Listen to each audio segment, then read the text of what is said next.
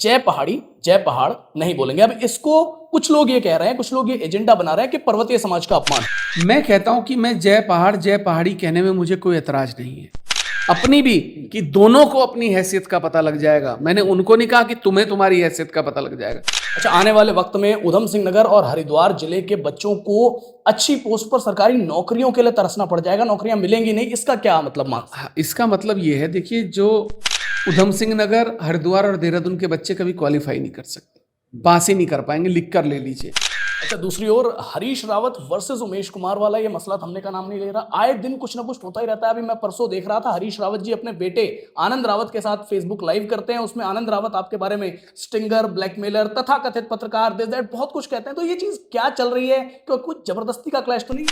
कि हरीश रावत जी बौखला गए हैं और उनके बेटे का जो है मानसिक दिवालियापन अक्सर सामने आता है, वो सब जानते हैं। नमस्कार, उत्तराखंड की राजनीति के वायरल सेंसेशन, अपने बयानों से प्रदेश स्तर की राजनीति में भूचाल लाने वाले खानपुर के विधायक उमेश कुमार इस वक्त हमारे साथ मौजूद हैं।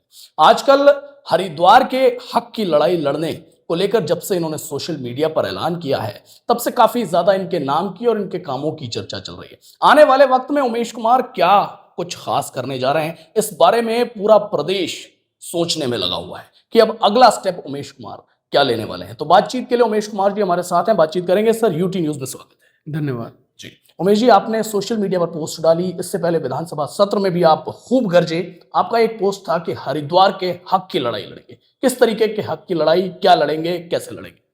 देखिए, ये हरिद्वार के हक की लड़ाई की बात नहीं है। ये लड़ाई है हरिद्वार की भी है, उधम सिंह नगर की भी है, देहरादून की भी है।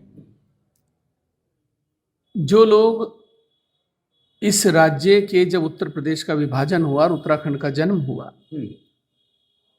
उस समय इस राज्य में रह रहे थे, इन जनपदों में रह रहे थे और बदस्तूर लगातार रहते आ रहे हैं, उन्हें इस राज्य का मूल निवासी माना जाए। आप 1950 की बात करते हैं, 1950 के बाद जो परिवार आए हैं वो कहाँ जाएंगे? आप सीधा कहते हैं कि जो 100 साल पहले आए हैं वो रहेंगे, 125 साल पहले, जो 75 साल पहले आए हैं जो वो रहेंगे। अब 75 साल पहले जो लोग आए हैं, आप उनके रहने की बात करेंगे तो जो 2000 से पहले, जिन्होंने राज्य विभाजन के बाद, राज्य उत्तराखंड की स्थापना के बाद से लगातार इस राज्य में रह रहे हैं और अपने को गर्व से उत्तराखंडी कहते हैं, तो ये दो मानक नहीं हो सकते। हरिद्वार के लोगों को अस्थायी प्रमाण पत्र दिया जाता है, हर साल वो रिन्यू होता है, ये भी गलत है। तो इसलिए स्थायी प्रमाण पत्र दिया जाना आवश्यक है। आने वाली पीढ़ियों को रोजगार की भी आवश्यकता है, सरकारी नौकरियों में भी रहना है, और भी बहुत सारी जरूरतें हैं। दूसरा, कुछ लोगों ने एक एजेंडा, कभी ऐसा पहाड़ में हुआ नहीं, कभी उत्तराखंड में ऐसा हुआ नहीं, एक राजनीतिक साजिश के तहत एक एजेंडा चला दिया। जो आदमी प्लेन से पहाड़ की तरफ जाता है, बाजार में कहीं जाकर, भाई देखिए, जो रोजगार जो व्यक्ति करता है वही करेगा ना।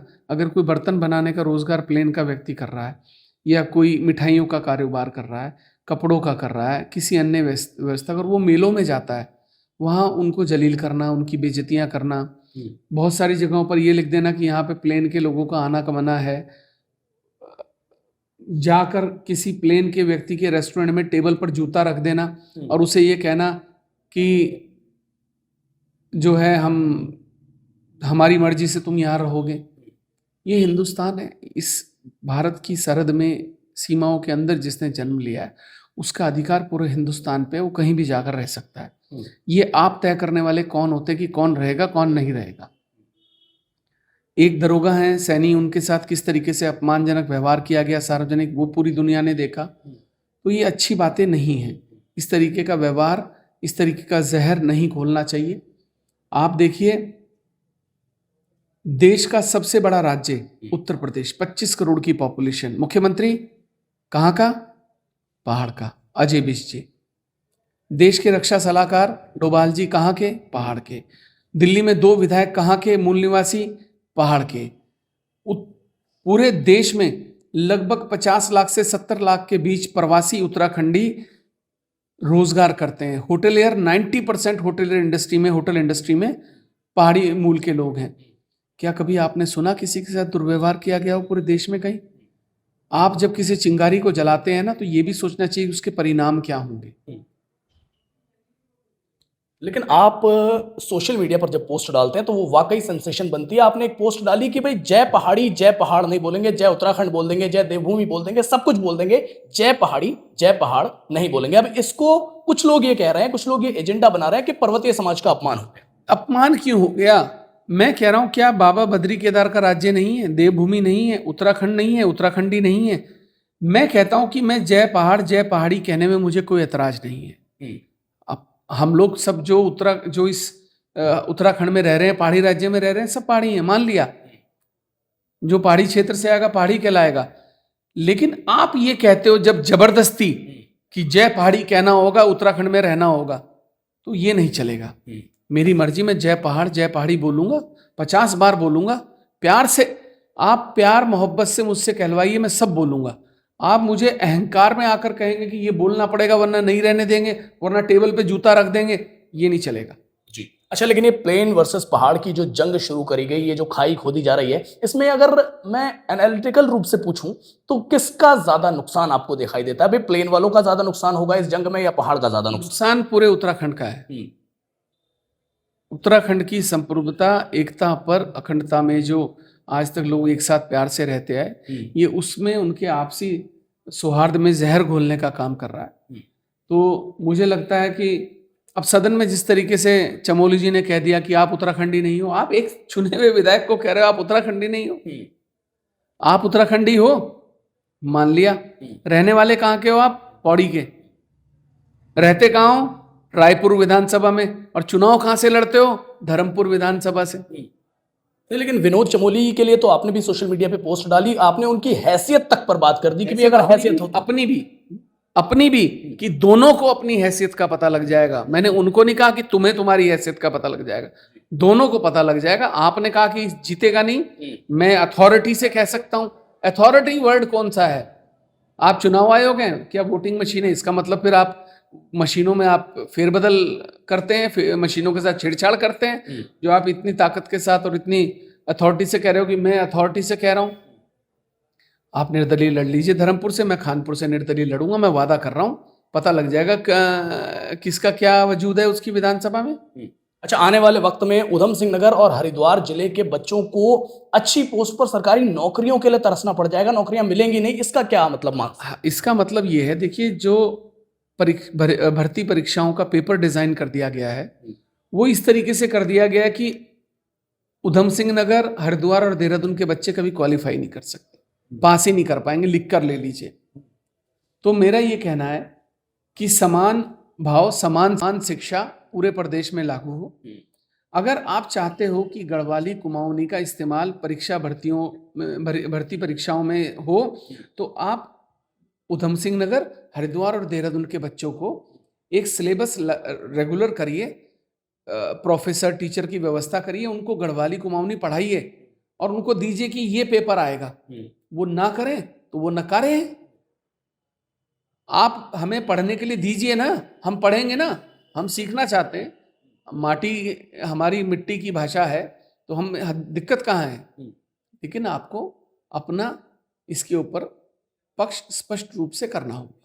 अच्छा, दूसरी ओर हरीश रावत वर्सेस उमेश कुमार वाला ये मसला थमने का नाम नहीं ले रहा। आए दिन कुछ ना कुछ होता ही रहता है। अभी मैं परसों देख रहा था, हरीश रावत जी अपने बेटे आनंद रावत के साथ फेसबुक लाइव करते हैं, उसमें आनंद रावत आपके बारे में स्टिंगर, ब्लैकमेलर, तथा कथित पत्रकार, दिस दैट बहुत कुछ कहते हैं। तो ये चीज क्या चल रही है? तो कुछ जबरदस्ती का क्लैश तो नहीं?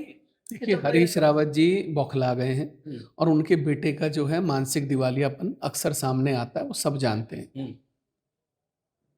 स्टिंग हुआ क्यों तुम्हारे पिताजी का? क्यों हुआ? तुम्हारे पिताजी ने प्रदेश बेच दिया था, डेनिश शराब यहाँ लोगों के शरीर के खून में घोल दी थी, जंगल बेच दिए थे, खनन के सबसे बड़े माफिया थे। अपने गिरबान में झांकिए।